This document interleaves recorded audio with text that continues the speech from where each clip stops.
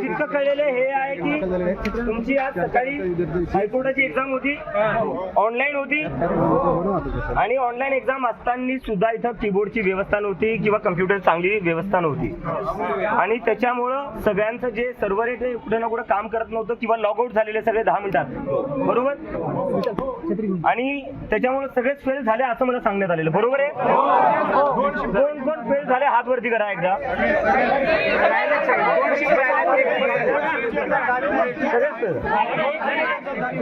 झालीच नाही अजून आकाश एक मिनिट त्यांना सगळ्यांना इकडे बोलून घ्या, सगळ्या विद्यार्थ्यांना इकडे बोलून घ्या.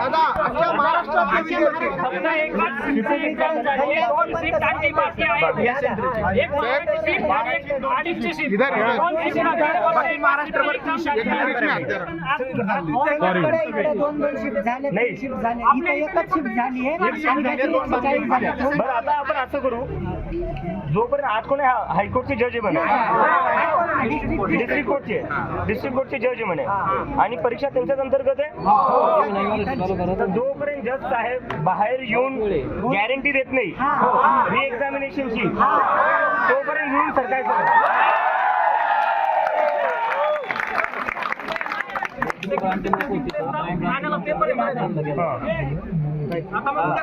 उद्या सुद्धा तिकडे पेपर आहे, नाही तर मला एक सांगा, सगळे बसायला तयार आहे ना? बघा मी दिल्लीमध्ये दिल्ली घर नसताना तिथं 35 दिवस बसून राहिलो, तर संभाजीनगर तर माझं घर इथून तर मी हलणारच नाही. तुम्ही जर बसायला तयार असेल मी तुमच्यासोबत बसणार आणि जोपर्यंत तुमच्या मागण्या पूर्ण होत नाही तोपर्यंत इथून सरकायचं, ठीक आहे? तर आता आपल्याला कोणालाही काही त्रास देता नाहीये. आणि आपलं जंतर मंतरचं आंदोलन पाहिलं, काय होतं, 35 दिवस होतो शांतपणे बसून राहिलो होतो, आता तसे इथं बसून आता हे जंतर मंतर आहे आपलं.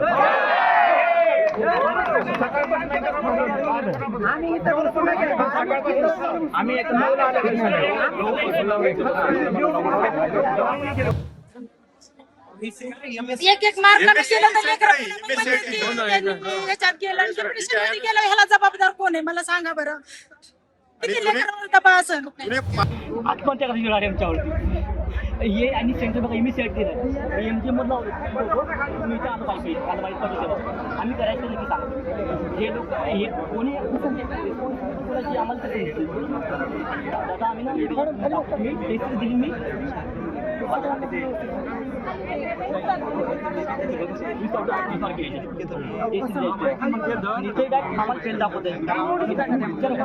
किती मुलं फेल झाले आजच्या परीक्षेत?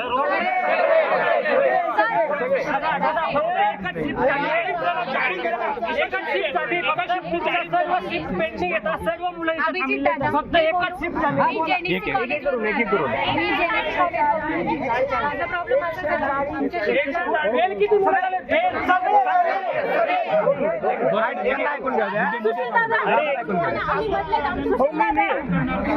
मी इथं आमच्या शिफ्टला प्रॉब्लेम असं झाला,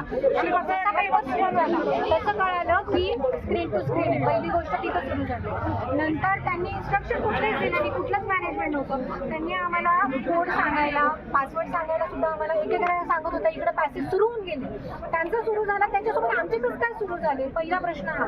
दुसरा प्रश्न, माझा पॅसेज कम्प्लीट झाला, माझी प्रिंट अर्धीच दाखवली, माझे मिस्टेक फक्त 28 आहे, मला 0 मार्क्स कसं काय? जर मला त्यानुसार जर पाहायला गेलं तर माझं ओमिशन सुद्धा काहीच नव्हतं सर. 10 लाईन माझ्या पूर्ण रेड दाखवल्या गेल्या, म्हणजे सॉफ्टवेअरला सुद्धा पूर्ण तेवढाच प्रॉब्लेम. त्यांनी कुठलाच, मी त्यांना ऍप्लिकेशन कुठल्या कंपनीवर सर नाव आणि जेव्हा लॉग इन केल्यावरती फोटो यायला पाहिजे तुमचा, विद्यार्थ्यांचं ज्याचं नाव आहे त्याचा फोटो, तिथे फोटो सुद्धा नव्हता आमचा. आम्हाला कसं कळणार की ती परीक्षा कोणी दिली?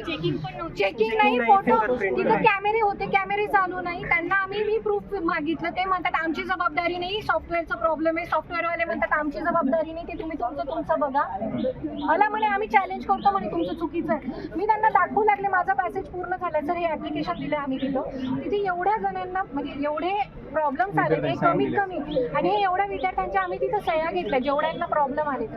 सगळ्या सेंटरवर आहे जवळपास. आणि मॅक्झिमम महाराष्ट्राच्या सगळ्या जिल्ह्यामध्ये हा प्रॉब्लेम चालू आहे. आणि आम्ही जेनीसीवरती आम्ही मीडियाला हे करण्याचा प्रयत्न केला की बाबा तुम्ही इथे या, आमचे प्रॉब्लेम ऐका. की कुणीच नव्हतं. शेवटी आम्ही तिकडून इथे जवळपास 50 विद्यार्थी घेऊन आम्ही इथे जमा झालो, पण हे ऐकायलाच तयार नाही. आता ह्या सेंटरला 140 मुलांनी पहिल्या शिफ्टच्या मुलांनी दिले एक्झाम. एकही मुलगा पास नाही. ज्या मुलांना पूर्ण डेट मार्क येते आणि पूर्ण जे 140 मुलं फेल येतात. असं कुठे होऊ शकतं? एक मुलगा तर पास होईल. येतो मी आधी मला 2 मिनिट माझी पण झाली आहे, माझी पण झाली आहे, मी येईल ना, मी बोलेल. माझी पण परीक्षा झाली आहे. दुसरा प्रॉब्लेम असा, जेव्हा मी त्यांना विचारतीये की मला प्रॉब्लेम आहे, एक जण पण रिसिव्ह द्यायला तयार नाही की आम्ही तुम्हाला ऍप्लिकेशन देतो, ते मला ऍप्लिकेशन देऊन द्या आमच्याकडे. सही द्यायला तयार नाही, त्याच्यावर शिक्का अजूनही नाहीये सर. का तर ते म्हणे रविवारच्या दिवशी शिक्का कुठून आणणार. मला हे उत्तर परीक्षा मिळालं. कसं काय ठेवली? हे उत्तर मला तिथे मिळालं. मला फक्त सही मिळाली, ते पण जज म्हणे की आहे, जज होते तिथलचे माननीय जज. त्यांनी सांगितलं ऍप्लिकेशन द्या, पण सही तुम्ही मॅनेजमेंट वाल्यांची घ्या. MGM वाले वाले म्हणतात तुम्ही जज साहेबांची घ्या. मी पहिल्या शिफ्ट पासून शेवटच्या आतापर्यंत तिथं तशी मी बीडची आहे, पण मी प्रिपरेशनसाठी इथेच राहते संभाजीनगरमध्ये. आज माझा हायकोर्ट लिपिकचा पेपर आहे. तर अगोदर आम्हाला सगळ्यांना असं कळालं की हार्ड कॉपीवर पेपर होईल. आता एक्झामच्या 2-3 दिवस आधी कळालं की नाही, ऑन स्क्रीन पेपर होईल. आणि आज जेव्हा ऑन स्क्रीन पेपर आहे तर सॉफ्टवेअरमध्ये प्रॉब्लेम आहे. काहीतरी एरर दाखवत आहे. जे दुसऱ्या सेंटरवरचे मुलं आहेत ते असं सांगताय की कमी मिस्टेक होऊन पण 0 मार्क दाखवत आहे. आणि ह्या सेंटरवर आम्हाला सॉफ्टवेअर पण व्यवस्थित नाही, कीबोर्ड पण व्यवस्थित नाहीये, PC पण व्यवस्थित नाहीये. मग हा कुठेतरी म्हणजे विद्यार्थ्यांच्या भविष्यासोबत एक म्हणजे खेळ चालू असल्यासारखं आहे. तर याबद्दल काहीतरी निर्णय घेतला पाहिजे आणि आमच्या भविष्याला असं टांगील नाही लावलं पाहिजे. माझं नाव अर्चना शेंद्रे. मी MPSC स्टुडंट आहे आणि बीड जिल्ह्यातले आहे, पण मग मी इथेच प्रिपरेशनसाठी हायकोर्टची एक्झाम दिलेली आहे आणि आमची आता 3rd शिफ्ट होती, पण फर्स्ट शिफ्टचेच पेपर नाही झाल्यामुळं आम्हाला टायपिंग देता आलेली नाहीये. तर आमची एवढीच मागणी आहे की री एक्झाम घ्यायला पाहिजे आणि व्यवस्थित पहिले जसं हायकोर्टचे पेपर झालेले तशी टायपिंग घ्यायला पाहिजे. माझं नाव शिवानी जगदाळे, मी पण बीडचीच आहे. गजानन सुरभा कटोळे, मी बीडून आलेलो आहे. हायकोर्टच्या स्किल टेस्ट बद्दल मी सकाळी 10च्या बॅचला आलतो. तर कीबोर्ड खूप खराब आहे, PC पण खराब आहे तिथं आणि सॉफ्टवेअरचा खूप मोठा प्रॉब्लेम आहे तिथं. एक तर कीबोर्ड ते बदलून द्यायला म्हणलं तर ते कीबोर्ड पण बदलून देत नव्हते ते. आणि ते म्हणत होते की कीबोर्ड तुम्हाला बदलून मिळत नाही, जे भेटलं ते कीबोर्ड तुम्ही यूज करा म्हणाले ते. आणि सॉफ्टवेअर खूप खराब आहे, कारण की ते कर्सर आहे, ते कर्सर पण व्यवस्थित दिसत नव्हतं, काही नव्हतं. झूम वाढावं तर ते काही टाईप केलेलं की ते दिसत नव्हतं. आणि झूम कमी करावं तर खूप त्याचा फॉन्ट छोटा होता त्याचा. हा, तर आमची मागणी अशी आहे की टायपिंग ही नका आतापर्यंत हायकोर्ट घेत होतं, तर आता नका हायकोर्टची टायपिंग घेण्यात यावी आणि पारदर्शकपणे परीक्षा टायपिंग घेण्यात यावी. माझं नाव गजानन काटोळे, बीड.